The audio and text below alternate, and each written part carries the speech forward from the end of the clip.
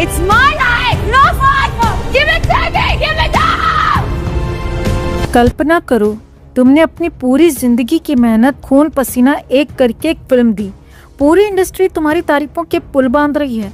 Award show वाले खुद phone करके कहते हैं, ऐश्वर्या जी इस बार बेस्ट एक्ट्रेस का अवार्ड आपको ही मिल रहा है, बस रेड कारपेट पर आ जाइए और ट्रॉफी उठा लीजिए।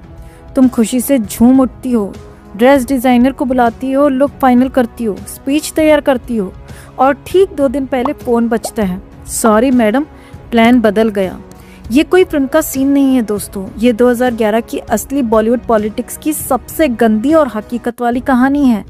आज इस एपिसोड में हम वो राज खोलने वाले हैं जिसने ऐश्वर्या राय जैसे ग्लोबल सुपरस्टार को भी अंदर ही अंदर तोड़ दिया था। और हाँ, आखिर में हम एक ऐसा नाम बताएंगे जिसका नाम सुनते ही आपके होश उड़ जाएंगे। तो वीडियो अंत तक जरूर देखिएगा, वरना आप कभी नहीं जान पाएंगे कि इस पूरे किस्से का असली विलन कौन था। चलिए सीधे 2010-11 की उस घातक जंग में घुसते हैं। उस साल 5 बड़ी फिल्में आईं, गुजारिश, my name is Khan, Ishqiya, Golmaal 3 और बैंड बाजा बारात। बेस्ट एक्ट्रेस कैटेगरी में नामांकन हुए 5 दमदार नामों के, Aishwarya Rai, Guzaarish, Vidya Balan, Ishqiya, Kajol, my name is Khan, Kareena Kapoor, Golmaal 3, Anushka Sharma, band Baaja Baaraat. Anushka नई थी, करीना की फिल्म कॉमर्शियल थी, इन दोनों को तो कोई उम्मीद ही नहीं थी। असली जंग थी ऐश्वर्या, काजोल और विद्या के बीच। विद्या बालन तो बिना किसी बैकिंग के आई थी, न कोई स्टार परिवार, न कोई बड़ा प्रोड्यूसर, सिर्फ दमदार एक्टिंग। इश्किया में सबने कहा ये तो रानी है, लेकिन अवार्ड नहीं मिला। अब बची काजोल बनाम ऐश्वर्या की जंग।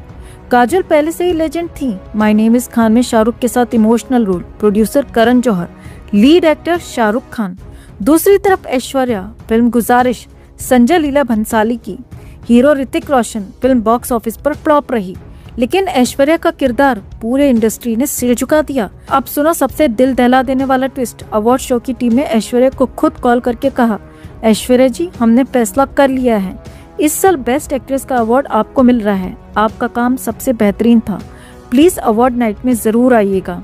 ऐश्वर्या खुशी से पागल हो गई, ड्रेस तैयार, लुक फाइनल, स्पीच रिहर्सल शुरू। सोचा चलो गुजारिश को कम से कम ये तो मिल गया। और फिर ठीक 2 दिन पहले फोन आया, आवाज कांप रही थी, ऐश्वर्या जी माफ कीजिए, अवार्ड काजोल को देना पड़ेगा। ऐश्वर्या के पैरों तले जमीन खिसक गई। ऐसा क्या हुआ कि अचानक ये फैसला बदल गया?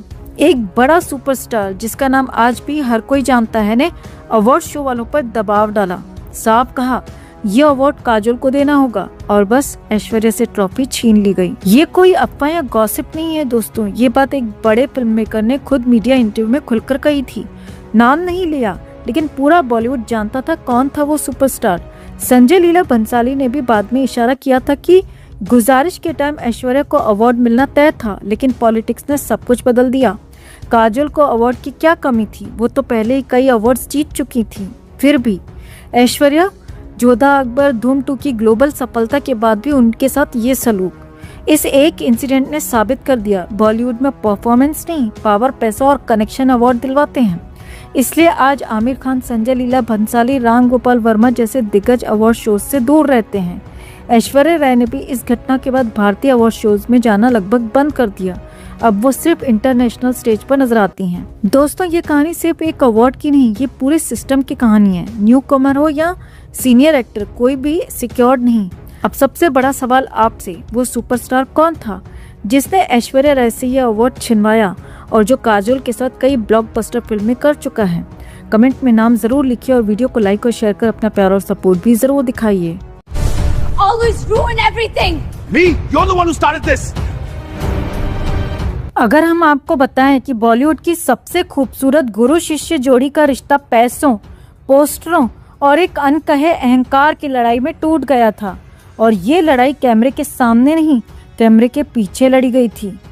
10 सेकंड रुकिए, क्योंकि इस कहानी में हीरो भी है, ईगो भी है और एक ऐसा ट्विस्ट है जिसने एक इटर्नल ब्यूटी को एक साम्राज्य से बाहर कर दिया।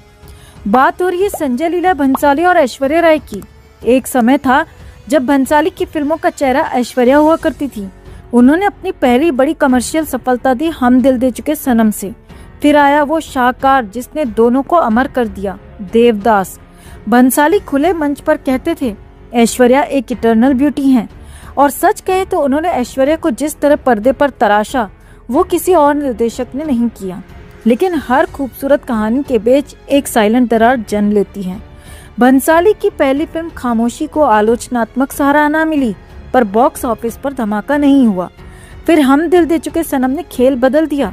देवदास ने उस खेल को विरासत बना दिया। गुरु और शिष्या दोनों एक दूसरे के लिए लकी चार्म बन चुके थे। फिर आया 2010 और फिल्म थी गुजारिश।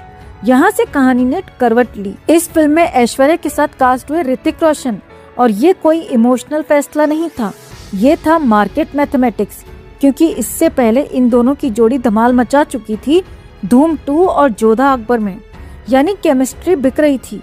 और भंसाली ने वही किया जो एक रणनीतिक फिल्ममेकर करता है, डिमांड को सप्लाई में बदला। लेकिन असली ट्विस्ट यहाँ से शुरू होता है। रिपोर्ट्स के मुताबिक इस फिल्म के लिए ऋतिक को मिले 15 करोड़, ऐश्वर्या को सिर्फ 5 करोड़ और खुद भंसाली ने लिए 27 करोड़। अब जरा सोचिए, जिस एक्ट्रेस के साथ आपने अपना साम्राज्य बनाया उसी को कम भुगतान, और जब सवाल उठा तो जवाब आया, मैंने उन्हें पहचान दी है।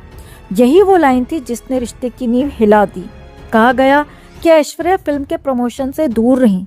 मीडिया में चर्चा थी कि फोकस ऋतिक पर ज्यादा है।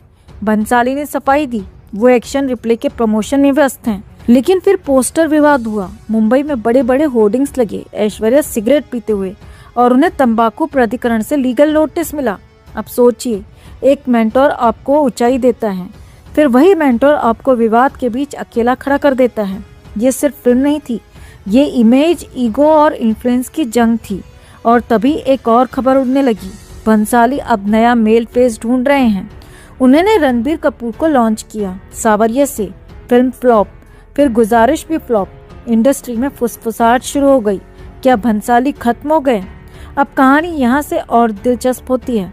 भंसाली को वापसी चाहिए थी, और वापसी के लिए चाहिए था भरोसा, वो भरोसा जो कभी ऐश्वर्या ने दिया था। दोनों के बीच बातचीत शुरू हुई। प्रोजेक्ट था गोलियों की रासलीला रामलीला।